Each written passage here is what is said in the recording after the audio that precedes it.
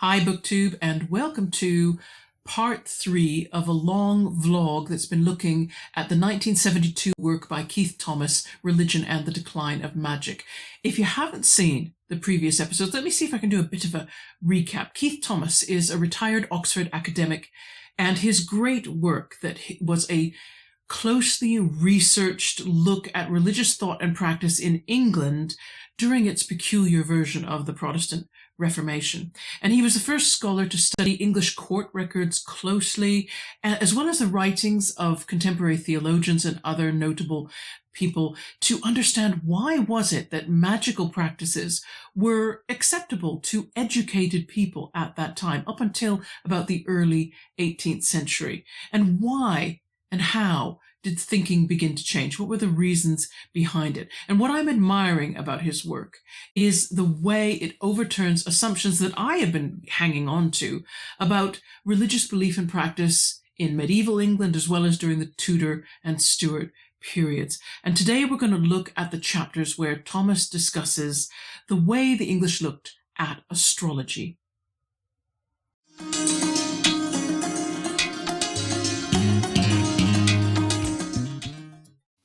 So, astrology. In medieval and early modern England, astrology had authority. And let me explain what I mean by that. Everyday magic, which all people practiced, had its roots in folk customs and pre-Christian religions, which the church had discredited.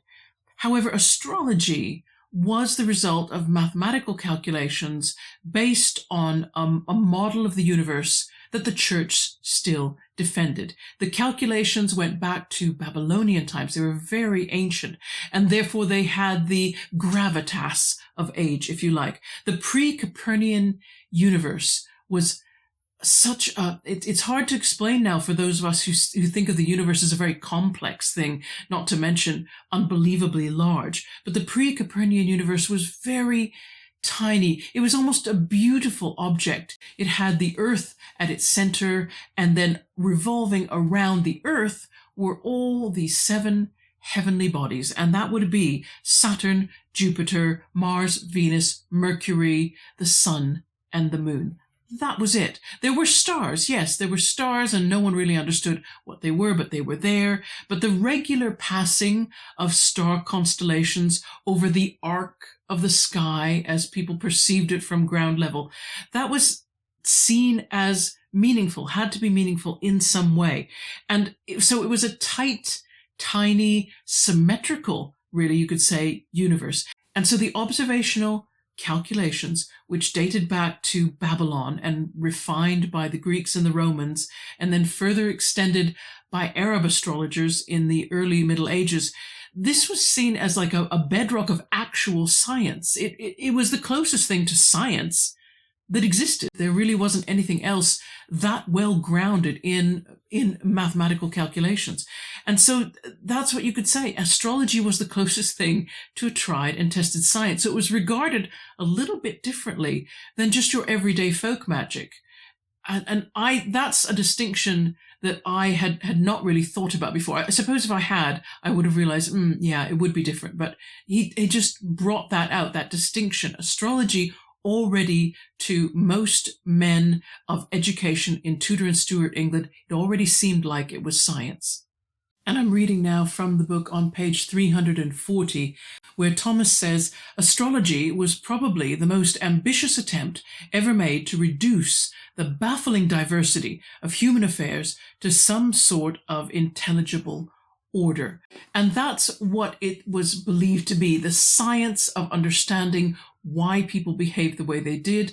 Obviously, there was no psychology at the time, no sociology. It was the way that it was felt that you could understand why human beings acted as they did. And there were few people who didn't consult an astrologer if they could afford it. King Henry VIII and Elizabeth I consulted astrologers regularly. Senior members of their own governments translated astrological works, and that's because until the late 16th century, there were more books on the subject of astrology written by non-English authors. And of course, some of those who translated were also practicing astrologers themselves. And the best known of these John Dee, did calculations to determine the best day for Queen Elizabeth I's coronation. Keith Thomas devotes 3 chapters of this book just to astrology. And it surprised me at first, I agree. I wondered, how could there be so much to say on this subject? Chapter 10 starts out, and it's titled Astrology, Its Practice and Extent, and the footnotes get quite heavy in this chapter, and they take up more page space than the text sometimes. And I think what Thomas is trying to show is the sheer number of personal documents which prove that people were using astrologers and took astrology seriously.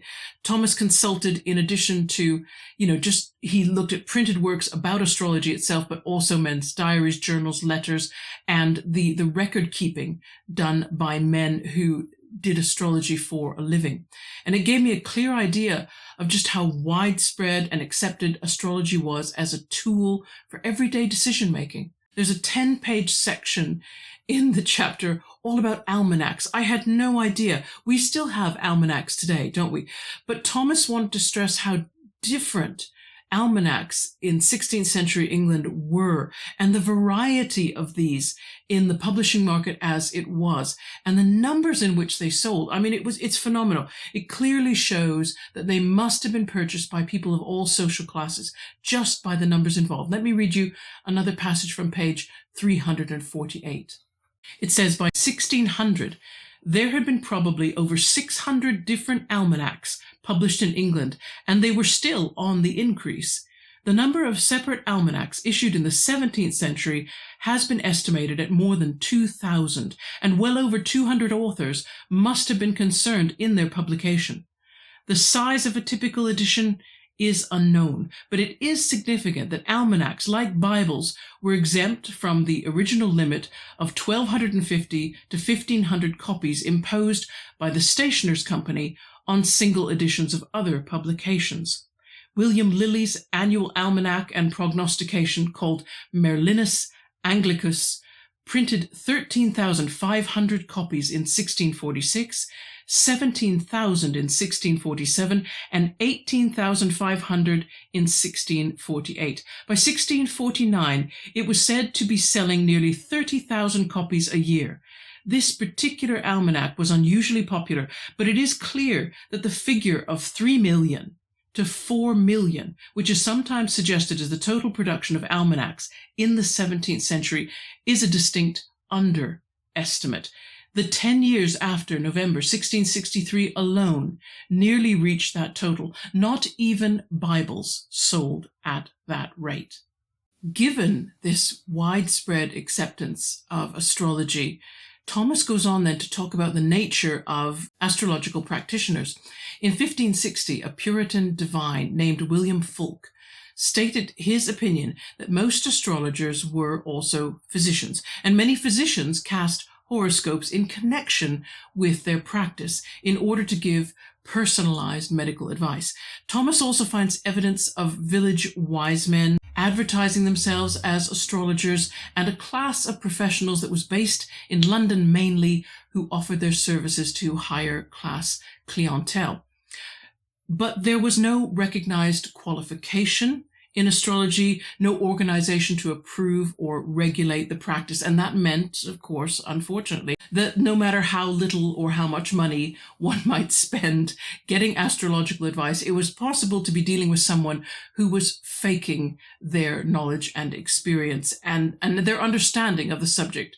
And of course, Thomas calls these people cheerful imposters. Now, it was easy to do because in addition to being illiterate, most people also had no idea how to do basic mathematics, and mathematical notation was as good as a code of ciphers. And there are preserved manuscripts and casebooks from a number of the London-based practitioners like Richard Napier or Simon Foreman, William Lilly, and John Booker, and these are all kept in the Ashmolean Museum in Oxford. Should I or anyone else get a chance to do research on them, I doubt, but there you go, they're there. And Thomas gives short biographies of these men and some idea of their clientele from those notebooks and the requests that are made of them. And that's fascinating reading, it really is. of course, the question that we ask, with the advantage of all our hindsight, is why did people believe any of this? And particularly because the records talk about predictions that did not come true. Yeah, a lot of predictions. So the second chapter on astrology, what Thomas focuses on is the appeal. What was the appeal, and what were the reasons that astrologers, for the most part, could get away with making predictions that were sometimes untrue? And he starts by saying that most astrologers were very upfront in saying that their predictions were not infallible. And I'm going to read again now from a passage on page 397. And why was the demand for almanacs and prognostications not slackened by their massive and repeated errors? When approaching this problem, one must bear in mind that the astrologers, or at least the reputable ones, did not claim for their predictions a binding and inexorable character. All they said was that they were very likely to be fulfilled. From Ptolemy to Partridge, it was a platitude of astrological writing to assert that the stars inclined, but they did not compel. Thomas also says that it was not unusual for an astrologer, if a prediction didn't come true, to go back to their calculations and find an error, or at least state that they had found one, because there were few people around who could actually check their work. And given the time that calculations took, which could be hours depending upon the inquiry, and all of it had to be done by hand, I could imagine that people would make allowances for error, that would be acceptable. It wouldn't arouse any suspicion necessarily.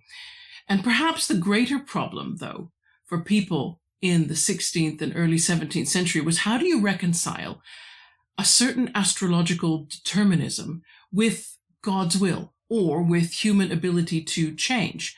And while there was a publishing explosion of all these almanacs that I just read during the 1600s, there was also a lot of writing that was leveling accusations at these almanacs and at astrologers generally about how they were becoming more important to people than the Bible. And as we've read, the books were selling in greater quantities. So just by observation, it must have been seen that people were perhaps taking more notice of what was said in the almanac than what was said in their Bibles. And if you think of the Calvinist perspective, then astrology was, in a sense, a type of predestination, and therefore in direct competition with Christian teachers who might subscribe to a Calvinist belief. Perversely, it seems that there were a few who tried by astrological means to determine whether a person was or wasn't a member of the elect. Clergymen of stricter inclinations, they did denounce astrologers at the time. It's not as though everyone thought astrology was wonderful. They put astrologers sometimes on the same footing as sorcerers and witches, because their ability to predict the future, it was seen as only being able to come from one source, and if that wasn't God, then you know who it must have been. But Thomas goes on to say, yet it was rare for an astrologer to be arrested. He didn't find court records showing that, or tried for practicing their art. And any churchman's efforts to discourage reliance on astrology usually had the opposite effect to the one intended. And again, I'm going to read now from page 435, where it says, as one astrologer, Joseph Blagrave, confessed in 1671, the truth is, after the ministers had preached against me and my art, I had twice so much custom as I had before, for they could not have done me better service. For many which before had not heard of me, made much inquiring after me, hearing what great cures I had done. Thomas says that during the interregnum period, which is a very short period from 1649 to 1660, there was a marked increase in the number of people aspiring to be astrological prognosticators, whether or not they had the training. And also astrology as a concept appealed greatly to what one Presbyterian minister called the familialistical leveling temper, by which he meant individuals in the many social reform movements like the Ranters and the Levelers, some of which were also religious movements. Astrology seemed more sympathetic, perhaps, to an overturning of social structures, because any man, if they were born at the right time, could be a good leader. There was certainly no reason to believe that someone was meant to lead or meant to be in power over other men just because they'd been born to someone who also had that power. But we're talking about individuals now who were part of breakaway sects rather than the whole of England. We shouldn't assume that across the whole of England there was a sense that, yes, let's embrace astrology rather than Christianity as a way to explain things. This was mostly amongst a group of people who wanted more drastic social reform. Thomas says that there were Quaker astrologers, for example, but they were not great in number, and Quakers as a body regarded the practice as ungodly, and they were more likely to violently attack it. So not every non-conforming group that grew stronger during that interregnum period was necessarily sympathetic with astrology. Baptists were less vehement, apparently, but they came to the same conclusion as the Quakers. A meeting of the Baptist ministers at Bridgewater in 1655 discussed the question, quote, whether astrology in physic, i.e. in medicine, is lawful. And this is what they resolved. I'll read from page 449. So the group of ministers decided, we cannot at present determine this question, but desire to wait upon the Lord for light in this matter. Nevertheless, we desire brethren may be very cautious how they meddle with the practice of it, that is astrology, because if prosecuted to the utmost, it leads to an ear to that which is evil, and such evil work as it is judged the scriptures most eminently condemneth. And yet, in the end, Thomas says it really wasn't religious scruple that caused the decline in belief in astrology. It was, of course, the Copernican model of the universe, which suddenly threw out all that beautiful symmetry. It put the Earth somewhere off to one side and the sun in the center of the solar system. And then, of course, as the 18th century wore on and new planets were discovered, all the calculations then they were hopelessly wrong. They'd always been wrong. That's what effectively the new discoveries, that's a conclusion you would have to come to. Now, there were some astrologers who made attempts to come up with new ways of calculating horoscopes based on the new reality. But, you can't regain your old credibility once the universe turns out to be something completely different than had been imagined before. It's when it's no longer that lovely symmetrical desk toy. And that is part 3 of this vlog done. I've passed page 550 now in this book, and starting my 4th vlog, we will look at witchcraft, because I think Thomas devotes as many chapters to witchcraft as he did to astrology. So look out for that in December. In the meantime, I hope everybody's reading is going well. I hope you're managing to fit in reading, because now is the time when you have one holiday following another, Halloween, Thanksgiving, then Christmas. It gets busy in between those times. So I hope you're able to do the reading that you'd like to do. And I'll see everybody again in a few days' time. Take care. Bye-bye.